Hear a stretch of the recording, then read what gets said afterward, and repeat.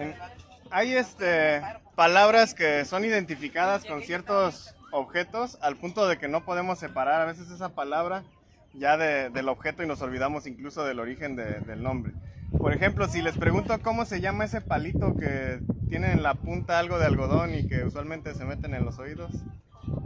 Cotonetes, ok. Cotonete, ¿no? Pero el nombre en realidad de eso es hisopo.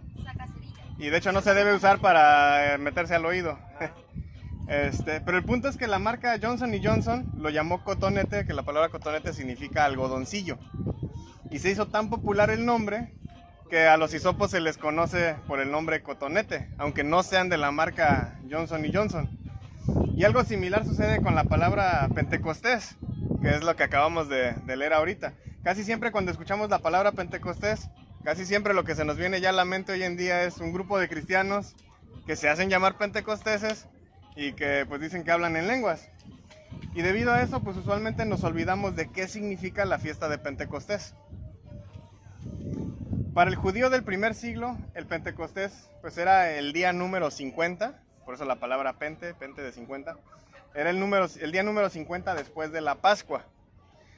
Era una fiesta agrícola en la que los agricultores pues traían la primicia del trigo, de la cosecha, se la ofrecían a Dios como muestra de agradecimiento por la cosecha, pero también como una petición a Dios de que pues la cosecha que seguía pues se recogiera sin problemas. Obviamente para los judíos pues la Pascua y el Pentecostés no solamente eran fiestas agrícolas, sino que estas fiestas les recordaban la vieja historia del éxodo de Egipto. La Pascua, si se acuerdan, pues es cuando los judíos comían lo que era el cordero, en memoria de cuando Dios salvó al pueblo de Israel de la muerte de los primogénitos, que fue lo que los llevó a tener la libertad de salir esa noche pues al desierto para encaminarse a la tierra prometida. Y 50 días después, ahí está la palabra otra vez Pentecostés, 50 días después llegaron al monte Sinaí, que es donde Dios se manifestó al pueblo de Israel y Moisés recibió la ley. Según los rollos que se descubrieron en el Mar Muerto, ellos indicaban incluso que la fiesta se celebraba como una memoria o un recordatorio de la renovación del pacto. Entonces para ellos era como que constantemente esta fiesta, pues el recordar que tenían un pacto con Dios. En las palabras de N.T. Wright, él dice que estas fiestas pues se tratan de Dios dando a su pueblo redimido la forma de vida por la que ahora debían llevar a cabo sus propósitos. Dicho de otro modo, el Pentecostés pues era una fiesta en la que los judíos celebraban su libertad de Egipto y que pues fueron encaminados a la tierra prometida para edificar la nación de Israel y que esperaban cosechar abundantemente debido pues a la bendición de Dios. Todo esto es importante que lo entendamos para poder desprendernos de la idea de que Pentecostés pues es un grupo de personas actualmente pues cristianas, ¿no? Que se juntan y hablan en lenguas. Pentecostés tiene que ver con esta fiesta. Así como la ascensión de Jesús, que fue lo que vimos la semana pasada, la venida del Espíritu Santo en el día del Pentecostés es un evento definitivo que se localizó en un tiempo y en un lugar en aquel entonces. No es algo que está sucediendo, digamos, día con día. Es algo que sucedió en ese momento. Todo esto es el trasfondo de lo que estamos leyendo aquí en Hechos 2. Lucas, que es el que escribe Hechos, no nos explica en sí esos detalles, porque pues él asume que la gente, que en este caso son judíos, pues ya saben lo que significa esta fiesta, ya saben la historia de las primicias, y más o menos da por sentado que los que estamos leyendo esto, veremos esta historia de los discípulos que se llenan del Espíritu, luego dan testimonio poderoso de Jesús y la resurrección, de cómo ganan pues bastantes conversos en un solo día. Él piensa o asume más o menos que todos los que estamos leyendo esto, pues lo estamos viendo como una señal de que esto es como las primicias que se le ofrecen a Dios como señal de la gran cosecha venidera. De hecho, Jesús en varias ocasiones habló de la segunda venida en términos de cosecha.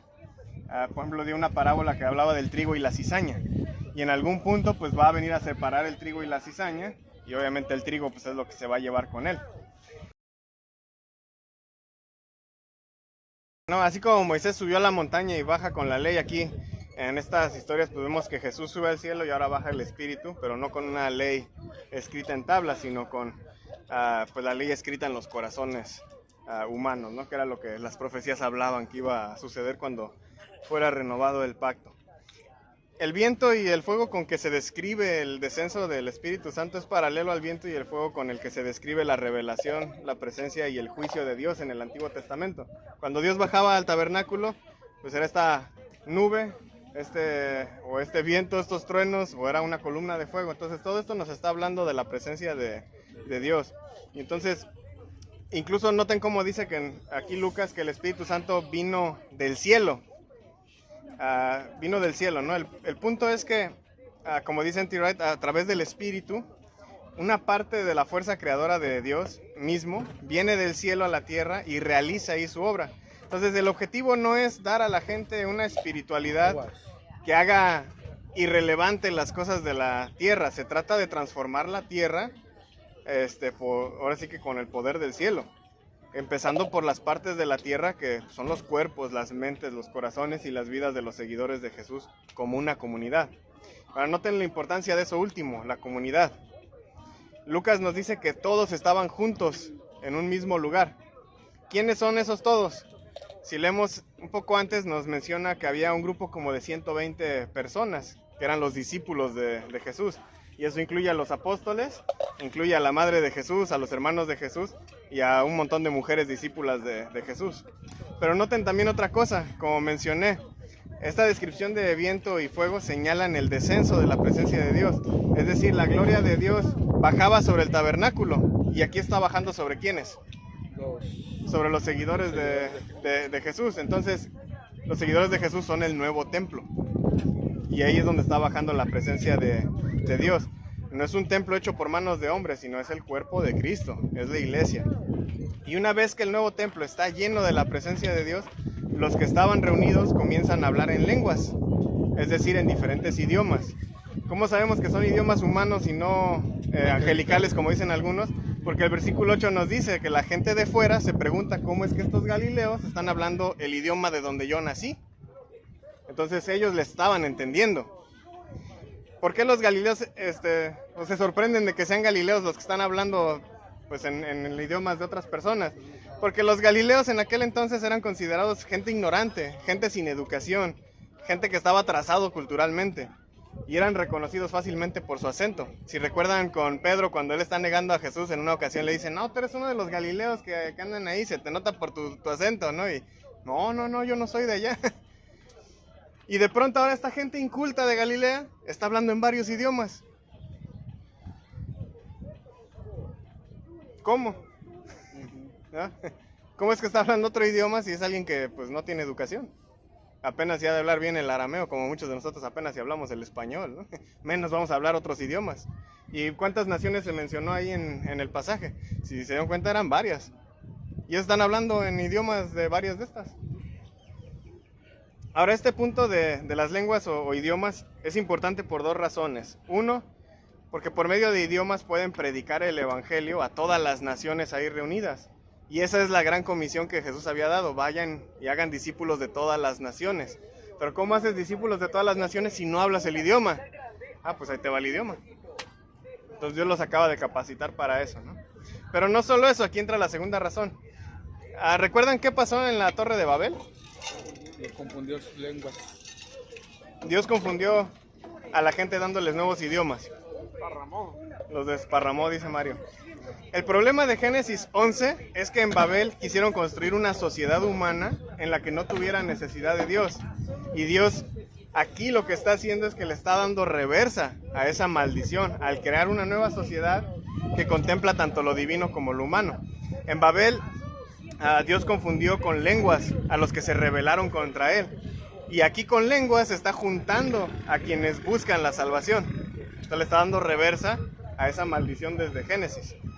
Las lenguas que aquí los discípulos hablan no son idiomas que aprendieron en un curso intensivo de Duolingo o alguna aplicación, Duolingo palestino. Es una manifestación del habla divina. Dios los está capacitando para hablar estos idiomas. Ahora, cuando Lucas dice discípulos, recuerden que se refiere a todos los que estaban reunidos, no nada más a los 12. Cuando ya estamos hablando de los 12, estamos hablando ya de apóstoles para este punto. Pero cuando dice discípulos, se está hablando de todo el grupo, que aquí vemos que eran ¿cuántos? Como 120. Entonces eso incluye a las mujeres. Y luego nos dice que todos los discípulos que anteriormente habían sido espectadores inactivos, de pronto se han convertido en predicadores de la palabra y en varios idiomas. Lo que Jesús les encargó al irse es lo que ahora hacen al descender el Espíritu. Jesús les había encargado que hicieran ¿qué? Que testificaran. Es lo que vimos en la predicación pasada, ¿no? ¿Cuántos? Todos. Es un trabajo en unión. Y entonces sucede lo esperado, la oposición. Mientras unos se están asombrando del milagro, otros empiezan a burlar y empiezan a decir, es que están borrachos. En Hechos va a haber oposición tras oposición a lo que el Espíritu Santo está haciendo a través de los discípulos. Irónicamente, pues esta oposición viene principalmente por parte de los líderes religiosos. Y esto no es sorpresa porque por lo mismo le pasó a Jesús. Quienes más se oponían a él eran los líderes religiosos. Y entonces el discípulo que negó 3 veces a Jesús se levanta ahora a hablar con firmeza. Vemos el cambio muy drástico en Pedro. Hace unos días había negado a Jesús como si nada. Y ahora se para enfrente de toda esta multitud, que sabemos que son alrededor de 3,000 los que se convierten. Y eso significa que había más. Y él se para como si nada a hablar enfrente de todos y decirles, déjenles comento algo. Ha habido un cambio muy drástico en su vida. ¿Y qué es lo que hace él? Cita al profeta Joel. Y quiero que noten algo importante ahí. Esto que está sucediendo, lo que estamos viendo ahí, pues es de por sí solo pues algo impresionante, ¿no? Si lo piensan bien. Si las profecías de Joel se están cumpliendo, eso significa que el Espíritu Santo está disponible para todo el pueblo. Porque la primera cosa que les menciona de Joel es que en los últimos tiempos el Espíritu sería derramado sobre pues ahora sí que es la gente que sigue a Dios. ¿Qué es lo que acaba de suceder con ellos? El Espíritu se acaba de derramar sobre ellos. Y eso significa que entonces ya están en los últimos días. Hay gente que predica o piensa que los últimos días es apenas ahorita el 2023. Los últimos días es desde que Jesús murió y resucitó. Ahí se inauguraron los últimos días. Si el Espíritu Santo está disponible para todo el pueblo, entonces hay un cambio que tiene que suceder. ¿Por qué el Espíritu Santo no se derramó sobre los líderes religiosos? No, religiosos sí eran. Por su soberbia. No, sí eran creyentes. Porque se tenía que reflejar. El Che va por el lado correcto. Santiago, ¿qué nos dice acerca de fe y obras? No nomás es cuestión de creer, es cuestión de obediencia. Entonces, estos líderes religiosos, sí, ellos creían en Dios, eso no se duda, pero no están obedeciendo, se están oponiendo. Y esto es interesante porque donde uno esperaría que el Espíritu Santo se derramaría, sería en el templo, y empezando con los líderes religiosos. Y sin embargo el Espíritu se está derramando encima de este grupo de personas en un aposento alto por otro lado. Se volverían más soberbios los líderes religiosos. Y sí. Entonces, otra vez, ¿qué nos indica esto? Que el templo no es ese edificio hecho por manos. El templo es donde habita la presencia de Dios, y la presencia de Dios estaba habitando ¿en dónde? En nosotros, en las personas. En estas personas que estaban ahí, ¿no? Y entonces, ¿por qué no baja sobre los líderes religiosos? Pues para contestar esta pregunta dice N.T. Wright que pues la respuesta es tan políticamente incómoda en el siglo I como en cualquier otro lugar. Y es que el Espíritu pues está iniciando una obra de la nueva creación que está comenzando aquí, en ese aposento alto, donde se están reuniendo pues los amigos y familiares de Jesús. No es en el templo, no es en escuelas rabínicas, no es en habitaciones traseras donde los revolucionarios estaban tramando violencia, sino es aquí donde había estado con Jesús esta gente y lo habían visto de nuevo durante su resurrección. Y es donde ellos se encuentran abrumados por el viento fresco del Espíritu Santo que acaba de descender sobre ellos. El Espíritu Santo no desciende sobre estos líderes simplemente porque no han querido seguir a Dios de quien enseñan. Enseñan mucho de ese Dios, creen en ese Dios, pero no están obedeciendo a ese Dios. Aquí también tenemos que tener un poco de cuidado, tal vez de no señalarlos como incompetentes, Porque muchas veces podemos caer en el mismo problema. A veces enseñamos de Dios, pero vivimos en oposición a Dios, como estos líderes. ¿A poco no? Sí. Cuando a veces le decimos a la gente, es que tienes que seguir a Dios. Y, bueno, pues, ¿y tú cuándo? Es que deberías de ir a la iglesia. Y pues vamos juntos, ¿no? Tú nunca vas. Es que deberías de echarle ganas a esto. Pues, ¿y tú por qué no le estás echando ganas? Y a veces, ¿qué es lo que hacemos? No, sabes que no te justifiques con mis errores. Tú, pues, enfócate en los tuyos. Pues sí, pero tú también enfócate en los tuyos. Todos tenemos que enfocarnos en nuestros errores. Y lo que muchas veces hacemos es justificarnos para no cambiar esos errores. Pedro entonces contesta la pregunta que se estaban haciendo ellos. ¿Qué significa todo esto? ¿Qué está pasando? Y la cita de Joel nos indica varias cosas. Una es que el discurso que están haciendo pues es un regalo de profecía. La segunda cosa es que esto es un fenómeno pues, de los últimos días, como decía yo, pero es antes del día del Señor, que es el día que Jesús va a regresar. Entonces lo que estamos viendo es que Jesús inaugura los últimos días y esos últimos días culminan en su segunda venida. No antes, no después. Y esa promesa incluye una era inclusiva. La etnicidad, el estatus social o el género son abolidos, como Pablo lo menciona en Gálatas 3:28, no hay esclavo ni libre, no hay judío ni griego, no hay hombre ni mujer. Y aquí es lo que estamos viendo. Todo este grupo de 120 que incluía un montón de mujeres, dice que están predicando en lenguas a todas estas otras personas. Vemos también aquí que nos menciona Joel que el Espíritu Santo es para toda carne. Y también nos menciona que la salvación es para todo el que lo invoque. Aquí tenemos que aclarar una cosa, porque la mayoría de gente cuando lee que el que lo invoque, pues van de puerta en puerta a evangelizar y nada más les dicen, pues ¿quieres aceptar a Jesús en tu corazón? Ah, sí, ay, qué bueno, ya eres salvo. No, pues qué fácil. ¿Pero eso es invocar el nombre del Señor? No, el invocar significa obedecer. Alguien que busque Isaías 55, 6 y 7, porfa.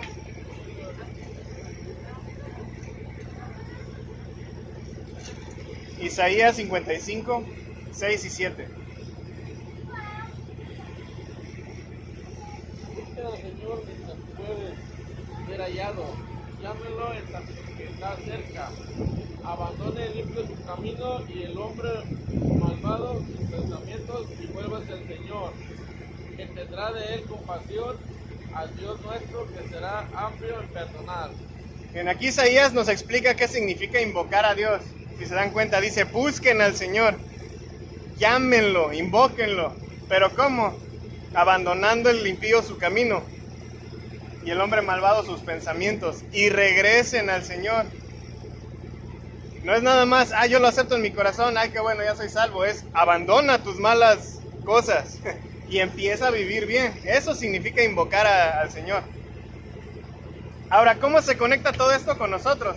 Lo primero que debemos entender es que así como los israelitas, nosotros también estamos celebrando la salida de nuestra esclavitud al pecado y ahora estamos encaminados a la nueva tierra prometida y por lo tanto debemos trabajar en edificar el reino de Dios. En 1 Corintios 12, Pablo habla acerca de cómo Dios nos capacita a los cristianos con dones o regalos diferentes, pero no son para nuestro uso, son para la edificación de la iglesia. Aquí en Hechos vemos que Lucas no enfatiza la manifestación del Espíritu Santo en lo privado, sino en cómo el Espíritu Santo empodera a esta comunidad de creyentes para ir a predicar a los demás.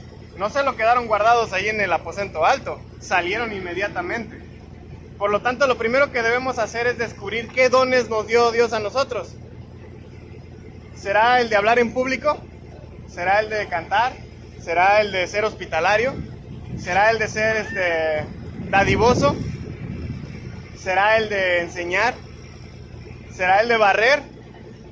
¿Será el de para hacer de comer? La lista puede ser interminable, hay muchos dones que Dios nos da, si lo piensan. ¿Qué dones, qué talentos, qué regalos te dio Dios? Lo segundo que tenemos que entender es que debemos usarlos. No sirve de nada que nada más Dios nos dé algo y no lo usemos. ¿De qué sirve tener voz bonita si no quiero cantar? ¿De qué sirve poder explicar algo si no quiero enseñar? ¿De qué sirve ser hospitalario si nunca recibo a nadie? tener un don y no usarlo no solamente es un desperdicio, es contradictorio a lo que realmente significa ser humano. El egoísmo es lo que nos impide usar esos dones, y es el egoísmo lo que nos ha llevado a perder esa humanidad que tenemos. Ahora, no solo se trata de descubrir lo que Dios nos dio, no solo se trata de usarlo, sino también de perfeccionarlo. Con esto no me refiero a que Dios nos da algo imperfecto, sino a que piensen en sus dones como un diamante en bruto. Hay que esculpirlo para sacarle el brillo. Tal vez tengo buena voz para cantar, pero si practico e incluso tomo clases con alguien profesional, pues esa voz puede mejorar. Y lo mismo sucede con cualquier otro don. Entre más practiquemos, mejor sale. La práctica hace el maestro, dice el dicho. Entonces, pues practiquemos. Todo lo que vimos el domingo pasado, como lo que vimos ahorita en es que como los discípulos debemos ir y testificar. Pero hay que recordar que el ir y testificar, el ir y hacer discípulos, no es una misión que hacemos solos. Dios nos ha capacitado con ciertos dones para poder hacerlo, y hacerlo de diferentes formas. Como vimos hoy, testificar es un trabajo de equipo. A veces queremos que la iglesia crezca, pero ¿cuántas congregaciones dejan que el trabajo de testificar o evangelizar pues sea el de una persona en toda la congregación? Es que él es el evangelista. ¿A cuántos mandó Jesús que testificaran? A todos. Cuando él ascendió no dijo, bueno, Pedro, pues te encargo el changarro, tú testifica mientras los otros se reúnen a verte. No, les dijo, vayan y sean mis testigos, a todos. Testificar es de todos, no es nada más de uno. Por otro lado, esos dones no son para testificar, sino son para edificar, para construir. ¿A quién? A la iglesia. Todos tenemos dones. ¿Los están usando? ¿Sabes qué dones tienes? Si no sabes qué dones tienes, pues trabaja en irlos descubriendo. Si ya sabes cuáles son, pero no los estás usando, pues úsalos. No hay tal cosa como un cristiano inactivo. O estás construyendo la iglesia o la estás destruyendo. El Espíritu Santo nos ha dado algo para que, así como Pablo de siempre en 2 de Corintios, podamos usarlo para edificación y no para destrucción. Lo que quiero que piensen y se lleven de todo esto es cómo están usando esos dones o regalos que Dios les dio para edificar a otros y cómo pueden usarlos mejor.